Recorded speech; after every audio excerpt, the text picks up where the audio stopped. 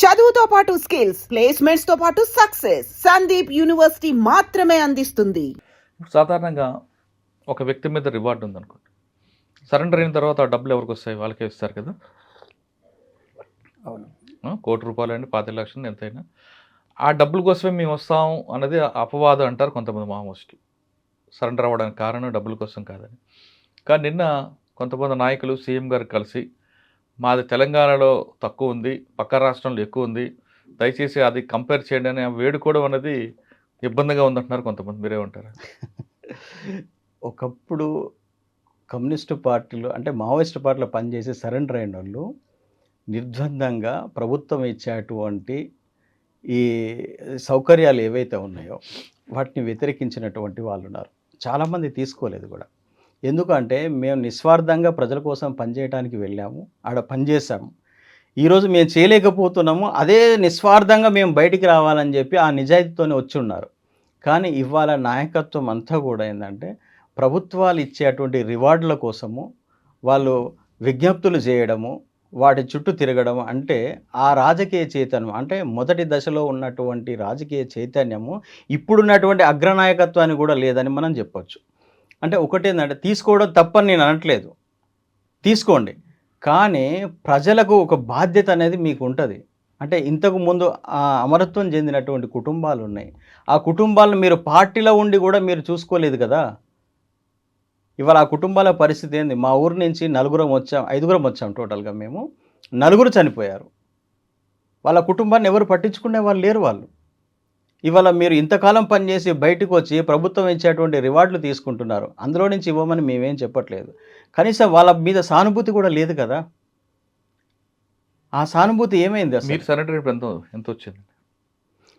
నాకు సరెండర్ అయినప్పుడు అప్పుడు తక్కువ ఉందండి. అప్పుడు 3 లక్షలు ఏముంది నా మీద. అంతే. ఆ 3 లక్షలు చాలా తక్కువ అమౌంట్ అప్పుడు ఉంది. ఎందుకంటే అప్పుడు ఇంత తీవ్రంగా ఏం లేదు. ఆ 3 లక్షలు నాకు ఇచ్చారు. అది నా వ్యక్తిగత అవసరాలకు ఆ 3 లక్షలు అప్పుడే ఖర్చు అయిపోయింది. అది తర్వాత గవర్నమెంట్ నాకు కొంత ల్యాండ్ ఇస్తామని ప్రామిస్ చేశారు. కానీ 2 ఎకర్స్ ఇవ్వగలిగారు వాళ్ళు. హౌస్ సైట్ ఇంతవరకు నాకు ఇవ్వలేదు. ఎన్నిసార్లు కలెక్టర్ ఆఫీస్ చుట్టూ తిరిగినా, ఎస్పీ ఆఫీస్ చుట్టూ తిరిగినా, ఎస్ఐబి ఆఫీస్ చుట్టూ తిరిగినా కూడా హౌస్ సైట్ ఇంతవరకు వాళ్ళు మంజూరు చేయలేదండి. అది సరే, ఇక తిరిగి విసుగొచ్చి నేను వదిలేశాను నేను దాన్ని. ఎందుకంటే ఇక అడగడం ఎందుకు, మనం ఇస్తే తీసుకుందాం అనుకున్నాం, కానీ ఇక వాళ్ళు ఇవ్వనప్పుడు ఎందుకు. కొంతమంది కామెంట్ ఏంటంటే మీరు ప్రజల కోసం పనిచేశారు కదా, ఇప్పుడు వచ్చి గవర్నమెంట్ మీద మీరెందుకు ఆధారపడుతున్నారని కూడా కొంతమంది కామెంట్ చేశారు. అంటప్పుడు సరే ఇస్తే ఒకటి గవర్నమెంట్ మీద గవర్నమెంట్ ఎవరిది? ప్రజల గవర్నమెంటే కదా. ప్రభుత్వం ఇచ్చినటువంటి స్టేట్మెంట్ ఆధారపడే మేము బయటకు వచ్చాము. మీరు బయటకు వచ్చేస్తే మీకు అన్ని రకాల సౌకర్యాలు కల్పిస్తాము, మీరు జనజీవన స్రవంతిలో ఉండి కూడా మీరు ప్రజల కోసం పనిచేయచ్చు అని చెప్పేసి గవర్నమెంటే చెప్తుంది. అంటే జనజీవన స్రవంతి అంటున్నారు కదా మీరు, మరి అడవిలో ఉన్న వాళ్ళు జనం కదా. ఇక్కడ ఒకటి కరెక్ట్, అడవిలో ఉన్న వాళ్ళు జనం కాదా అంటే జనమే. అక్కడ జనమే ఉన్నారు, ఇక్కడ జనమే ఉన్నారు. కానీ అక్కడ సాయుధంగా పనిచేసే వాళ్ళము, ఇక్కడ నిరాయుధంగా పనిచేయడం కోసం పిలుస్తున్నారు. అక్కడ ప్రజల్ని, అక్కడ ఈ జనం అనేది ఈ జనంలో ఉంటే నిరాయుధంగా పనిచేయాలి, ఆ జనంలో ఉంటే సాయుధంగా పనిచేయడం. దట్ ఈస్ డిఫరెంట్, ఇంకా వేరేం లేదు. కానీ ఈ జనంలో కొంత స్వార్థం ఉంటుంది, ఆ జనానికి స్వార్థం ఉంటుంది కదా. అంతటా స్వార్థమే ఉందండి. స్వార్థం లేని వాళ్ళు ఎవరూ లేరు. అక్కడ కూడా స్వార్థం ఏముంది? ఎవరికి స్వార్థం లేదండి? ఏ ప్రజలకు స్వార్థం లేదు మీరు చెప్పండి? అంటే ఆదివాసులు కదా, వాళ్ళకి ఆదివాసులకు స్వార్థం లేదా? ప్రజలు అంటే వాళ్ళకి స్వార్థమే ఉంటుంది. ఎందుకంటే వాళ్ళ కుటుంబాన్ని వాళ్ళు చూసుకోవాలి కదా, వాళ్ళ వ్యవసాయం వాళ్ళు చేసుకోవడమే కదా, వాళ్ళ కుటుంబమే కదా. ప్రజల కోసం మేము వెళ్ళాం, కానీ మా కోసం ప్రజలు రాలేదండి. కానీ మిమ్మల్ని రమ్మని వాళ్ళేం పిలవలేదు కదా. పిలవలేదు, అదే కదా మా స్వార్థం, అదే కదా. ప్రజల కోసం ఏదో చేయాలనే తపన మాకుండి మేము వెళ్ళాము. ఇక్కడ మీరు రాండి మా దగ్గరికి కదా. అదే అన్న నేను చెప్పేది, అదే. ప్రజలు మమ్మల్ని పిలవలేదు, అవును, మేమే వెళ్ళాము అక్కడికి. అంటే ఇక్కడ నల్లమల్ల ఖాళీ అయింది కాబట్టి చేయమంటున్నారు కాబట్టి ఇంక తప్పని పరిస్థితుల్లో మీరు వాటి వెళ్ళారు కదా. ఇక్కడ మీరు బాగా అర్థం చేసుకోండి, ప్రజలు మా కోసం మీరు పోరాడండి అని మమ్మల్ని పిలవలేదు. మా వ్యక్తిగతమైనటువంటి కాంక్ష, ప్రజల కోసం ఏదో చేయాలన్న కాంక్షతోని, ప్రజలకు సర్వీస్ చేద్దామన్న కాంక్షతోని మేము వెళ్ళాము. కానీ ప్రజల సంసిద్ధతతోని మాకు సంబంధం లేకుండా మేము వెళ్ళాం కాబట్టి ఇవాళ సాయుధ పోరాటం ఫెయిల్ అయింది. ఓ మీరు ఇక్కడ క్లారిటీగా అవును. మీరు కానీ ప్రజలు కానీ అర్థం చేసుకోవాలి. ఇక్కడ ప్రజలు మా కోసం పోరాటం చేయమని ప్రజలు మమ్మల్ని పిలవలేదు. అవును. మేమే ప్రజల కోసం వెళ్ళాము. వాళ్ళు పిలిచుంటే వాళ్ళు వేరే రకంగా ఉండేది అక్కడ. వదిలిపెట్టారు. ఉమ్. ప్రజల కోసం వాళ్ళే గనక మమ్మల్ని బలంగా గనక పిలిచి ఉంటే మీ అవసరం మాకుందని గనక ఫీల్ అయితే వాళ్ళు వదిలిపెట్టారు. ఇక్కడ మీకు ఇంకొక క్లారిటీ ఇస్తున్నా మీకు. సాల్వాజుడం ఫామ్ కాకముందు మావోయిస్టు పార్టీ యొక్క బలము చాలా స్వల్పమైంది.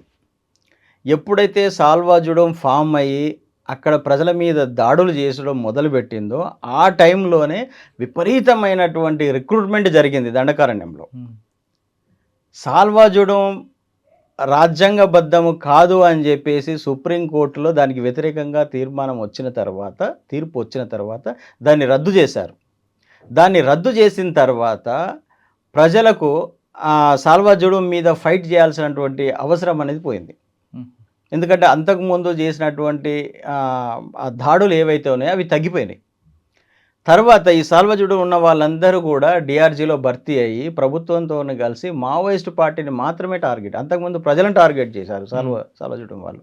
తర్వాత మావోయిస్టు పార్టీని మాత్రమే టార్గెట్ చేశారు. ఉమ్. ఎప్పుడైతే డిఆర్జీ మావోయిస్టుల మీద టార్గెట్ చేసి దాడులు చేయడం మొదలుపెట్టిందో గతం ఇక మావోయిస్టు పార్టీ నష్టాలకు గురవుతూ వచ్చింది. ఈ రోజుకు చివరి దశకు వచ్చింది అది. సో దీని వెనక ఇంత స్టోరీ ఉంది. Yeah. సో దాదాపు ఖాళీ అయింది అనుకోవచ్చా, ఇంకా ఉన్నారనుకోవచ్చా? ఇంకా 200-300 మంది ఉంటే ఉండొచ్చు అండి. వాళ్ళు కూడా బహుశా ఇంకా చివరి 31st వరకు చూడవచ్చు. మనము వస్తే రావచ్చు, వాళ్ళు బయటికి రావాలనే కోరుకుందాం మనం. చివరిగా చెప్పండి, వాళ్ళందరికీ వచ్చి ఆ పార్టీ ఇప్పుడు లోపల ఉన్న వాళ్ళు బయటకు వచ్చి ఇప్పుడు ఆల్రెడీ ఇప్పుడు ఉన్న వాళ్ళు ఉన్నారు కాబట్టి వీళ్ళు అందరు కలిపి కొత్త పార్టీ పెట్టే ఆలోచన ఉందా? ఎందుకంటే ఇక్కడ ప్రజా జీవితంలోకి వచ్చేసరికి పార్లమెంట్ కానీ ఏ తరహా ఎన్నికైనా సరే డబ్బు ప్రధానంగా ఉంటుంది. డబ్బు లేకుండా ఓటు వేసే రోజులు కనిపించట్లేదు.